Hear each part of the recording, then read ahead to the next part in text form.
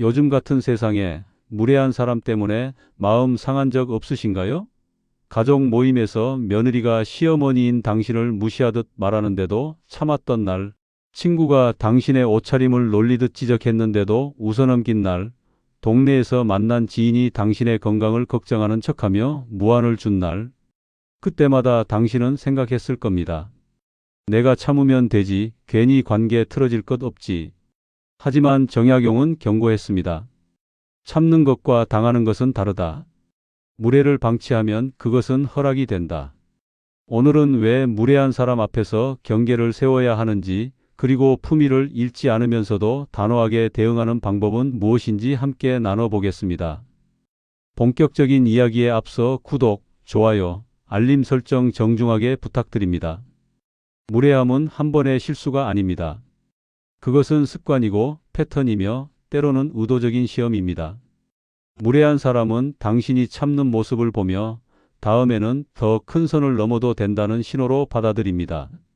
정약용은 유배지에서 이런 글을 남겼습니다. 사람은 경계를 지키는 자를 존중하고 경계 없는 자를 업신여긴다. 오늘은 무례한 사람을 대하는 5가지 대처법과 품격을 지키며 경계를 세우는 지혜에 대해 깊이 살펴보겠습니다. 첫 번째로 우리가 기억해야 할 것은 무례한 말에는 즉시 멈춤 신호를 보내야 한다는 것입니다. 많은 사람들이 무례한 말을 듣고도 그 자리에서 아무 반응도 하지 못합니다. 어색한 침묵 속에서 상황이 지나가기를 기다리거나 억지로 웃으며 넘어가려고 합니다. 하지만 이런 반응은 상대방에게 잘못된 메시지를 전달합니다. 당신의 침묵은 동의가 되고 당신의 웃음은 허락이 됩니다. 정약용은 목민심서에서 이렇게 말했습니다.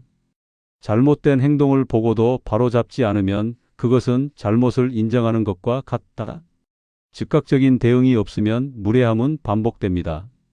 서울 성북구에 사는 60대 후반의 김 씨는 매주 목요일마다 오랜 친구들과 등산 모임을 가졌습니다. 그런데 모임에 새로 합류한 한 사람이 있었습니다. 그는 첫 만남부터 김 씨의 외모에 대해 불편한 농담을 했습니다. 요새 많이 늙으셨네요. 얼굴에 주름이 확 늘었어요. 김 씨는 그 말을 듣는 순간 가슴이 철렁했지만 괜히 분위기 망칠까봐 그냥 웃어넘겼습니다. 그런데 다음 주에도 그 다음 주에도 그 사람은 계속 비슷한 말을 했습니다. 요새 옷 스타일이 왜 그래요? 손주 보느라 정신없으시죠? 김 씨의 침묵은 허락처럼 받아들여졌고 그 사람의 무례함은 점점 더 심해졌습니다.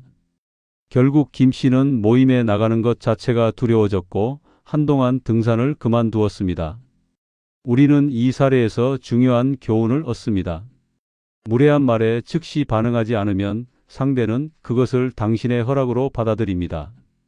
그래서 첫 번째 무례함이 나타났을 때 즉시 이렇게 말해야 합니다.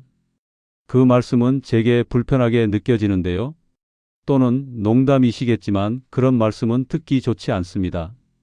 이 문장들은 공격적이지 않으면서도 명확한 선을 그어줍니다. 목소리 톤은 차분하게 유지하되 표정은 진지하게 만들어야 합니다. 웃지 마십시오. 웃음은 허락의 신호가 됩니다. 대신 잠깐 침묵하며 상대방의 눈을 보십시오. 그 침묵 자체가 당신의 불편함을 전달합니다. 다음으로 정약용은 경계를 세울 때 감정이 아닌 원칙을 말하라고 가르칩니다. 무례한 사람을 대할 때 가장 큰 실수는 감정적으로 반응하는 것입니다. 화를 내거나 목소리를 높이거나 상대방을 비난하는 말을 하면 오히려 당신이 예의 없는 사람으로 보일 수 있습니다. 그래서 경계를 세울 때는 나의 감정이 아니라 인간관계의 원칙을 말해야 합니다. 정약용은 다산신문집에서 이렇게 썼습니다. 옳은 것을 말할 때는 격한 말보다 잔잔한 말이 더 큰 힘을 가진다. 원칙을 담은 차분한 목소리는 화난 목소리보다 더 강력한 경고가 됩니다. 대전 유성구에 사는 70대 초반의 박 씨는 아파트 경로당에서 자주 시간을 보냈습니다. 그런데 어느 날 같은 경로당을 이용하는 한 할머니가 박 씨의 자녀 이야기를 꺼내며 이렇게 말했습니다. 아들이 그렇게 돈을 잘 버는데 왜 어머니를 이런데 혼자 두고 다니나요? 이 말은 명백히 무례했습니다. 박 씨의 가족 상황을 모르면서 함부로 판단하고 박 씨를 무시하는 뉘앙스가 담겨 있었습니다. 처음에 박 씨는 화가 났지만 참았습니다. 하지만 그 할머니는 다음 날도 그 다음 날도 비슷한 말을 계속했습니다. 결국 박 씨는 어느 날 이렇게 말했습니다. 각자의 가정사는 각자가 제일 잘 압니다. 저도 님의 가족 이야기는 함부로 하지 않으니 저희 가족 이야기도 언급하지 말아주세요. 이 말은 화내지 않고 비난하지 않으면서도 명확한 경계를 그었습니다. 그 이후로 그 할머니는 더 이상 박 씨의 가족 이야기를 꺼내지 않았습니다. 우리는 여기서 중요한 기술을 배웁니다. 경계를 세울 때는 저는 화가 났어요.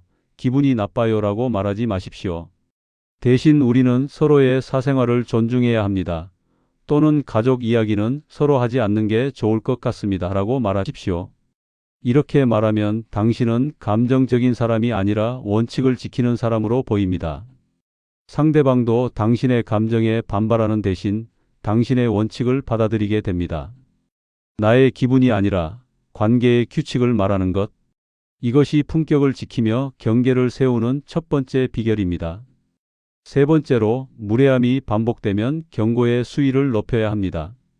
첫 번째 대응에서 상대방이 행동을 바꾸지 않는다면 더 이상 참아서는 안 됩니다. 정약용은 이렇게 말했습니다. 선을 넘는 자에게 두 번째 기회를 주는 것은 관용이 아니라 나약함이다. 관용과 나약함은 다릅니다.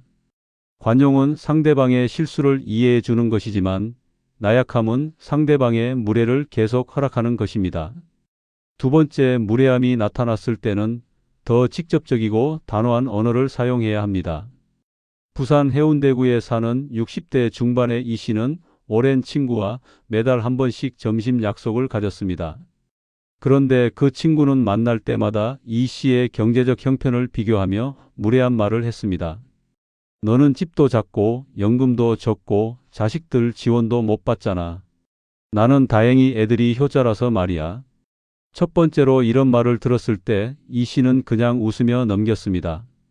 두 번째에는 그런 비교는 별로 의미 없는 것 같아라고 가볍게 말했습니다. 하지만 세 번째에도 같은 말이 반복되자 이 씨는 이렇게 말했습니다. 나는 지금까지 내 말을 참아왔는데 이제는 솔직히 말하겠어. 그런 비교하는 말은 듣기 불편해. 다음에 또 그런 말 하면 우리 만남을 다시 생각해 봐야 할 것 같아. 이 말은 명확한 경고였습니다. 그리고 효과가 있었습니다. 그 친구는 그 이후로 비교하는 말을 하지 않았고 두 사람의 관계는 오히려 더 편안해졌습니다. 이 사례는 우리에게 중요한 교훈을 줍니다. 경고의 수위는 단계적으로 높여야 합니다. 첫 번째는 불편함을 알리고, 두 번째는 행동 변화를 요청하고, 세 번째는 결과를 경고하십시오. 그런 말을 계속하시면 저는 이 만남을 이어가기 어려울 것 같습니다. 또는 다음에도 그러시면 저는 자리를 피하겠습니다. 이런 말은 협박이 아닙니다. 이것은 당신 자신을 보호하는 정당한 권리입니다. 무례한 사람은 결과가 없으면 행동을 바꾸지 않습니다. 그래서 당신은 결과를 보여줘야 합니다. 네 번째로, 정약용은 무례한 사람에게 대응할 때 품위를 잃지 말라고 강조합니다. 상대방이 아무리 무례해도 당신까지 무례해지면 안 됩니다. 당신이 품위를 잃는 순간 주변 사람들은 누가 옳고 그른지를 판단하지 않습니다. 대신 둘 다 문제 있는 사람으로 봅니다. 정약용은 목민심서에서 이렇게 썼습니다. 남의 무례함이 나를 무례하게 만들 수는 없다. 내 품격은 내가 지킨다.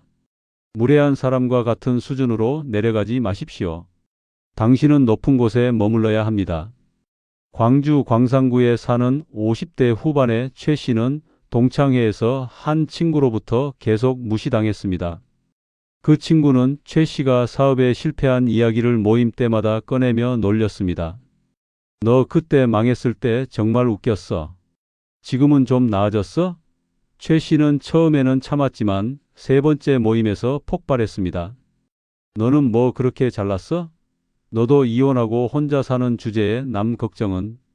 그 순간 분위기가 얼어붙었고 다른 동창들은 최 씨를 곱지 않은 시선으로 바라봤습니다. 최 씨는 자신이 당한 무례함을 지적하려 했지만 결과적으로 자신도 무례한 사람이 되어 버렸습니다.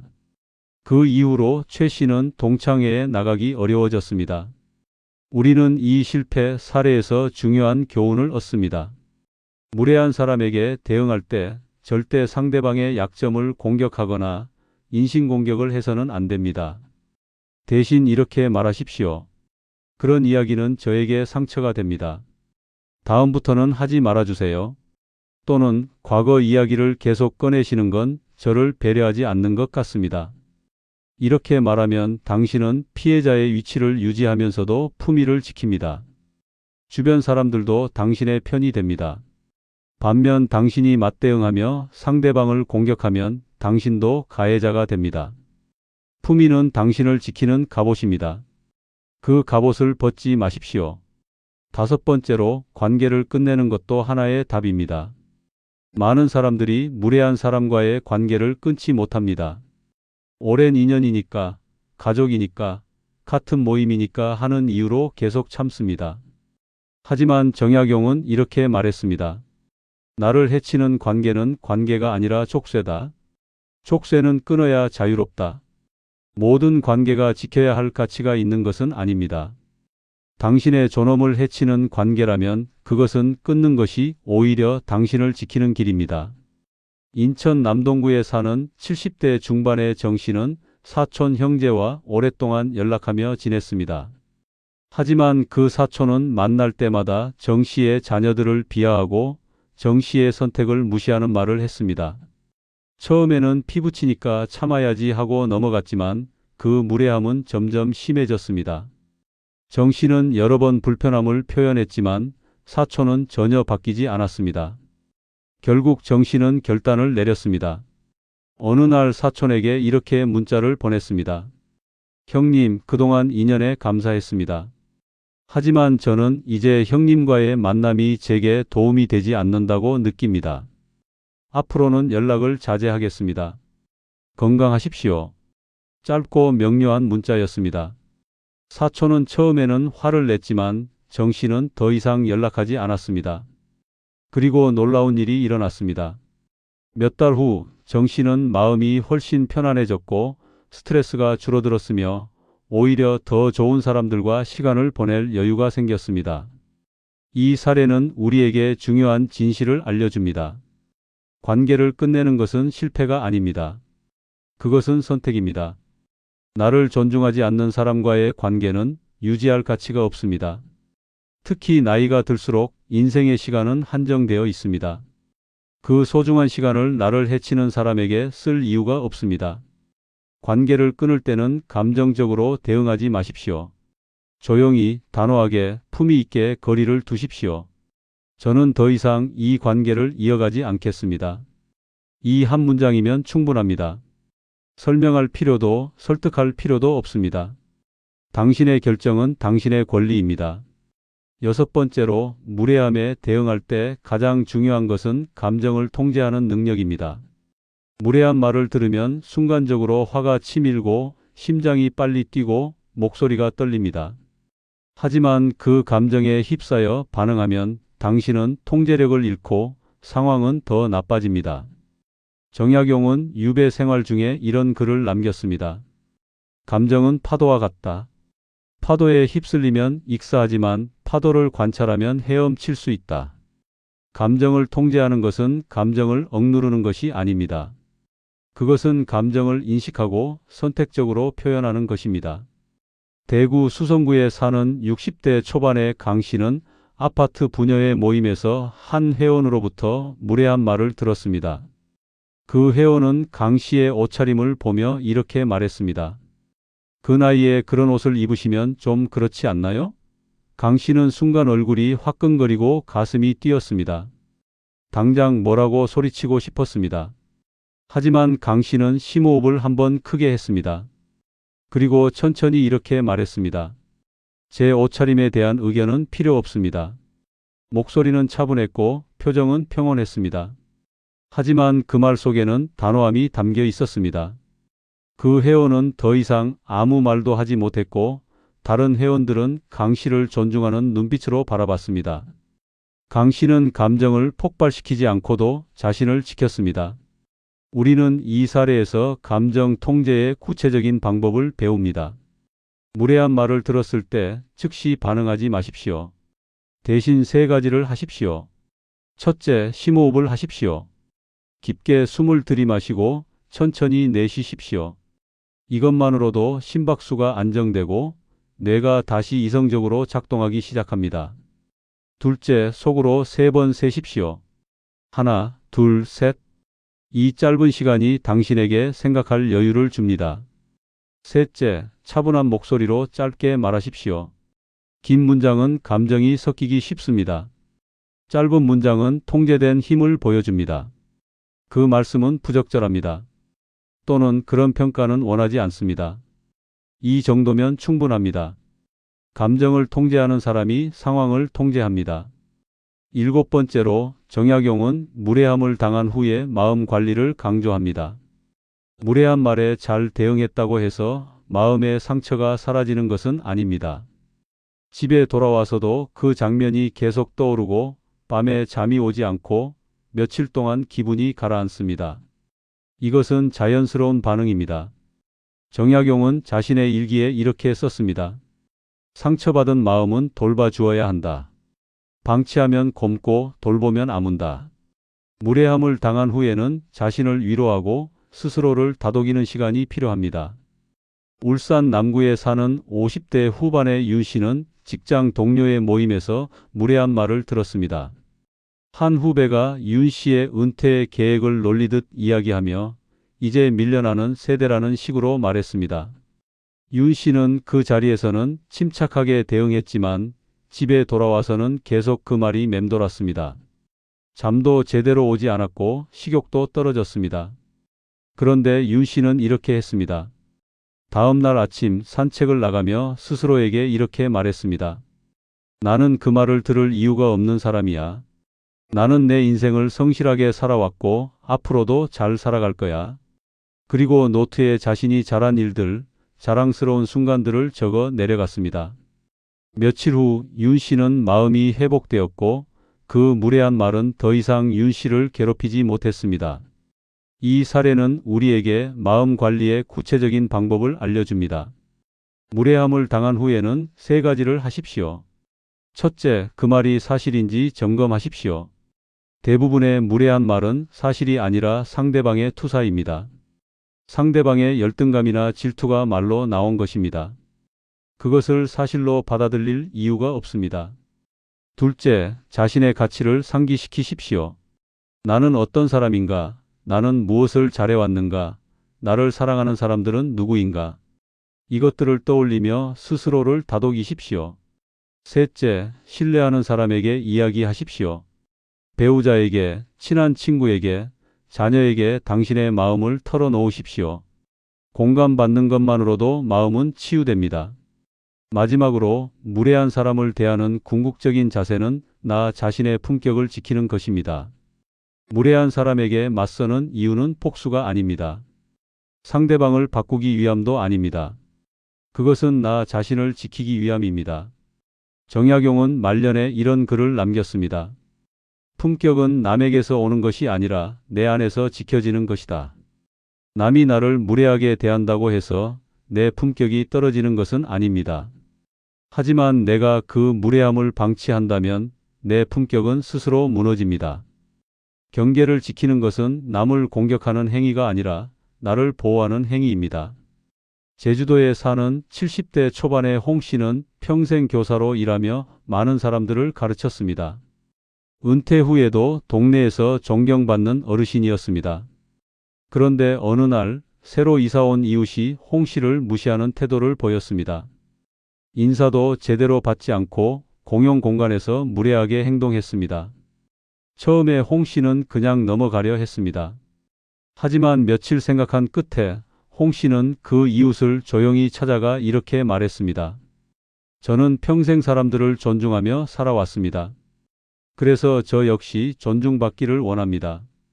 앞으로 이웃으로서 서로 예의를 지키며 지냈으면 좋겠습니다. 홍 씨의 목소리는 부드러웠지만 눈빛은 단호했습니다. 그 이웃은 홍 씨의 말을 듣고 태도가 완전히 바뀌었습니다.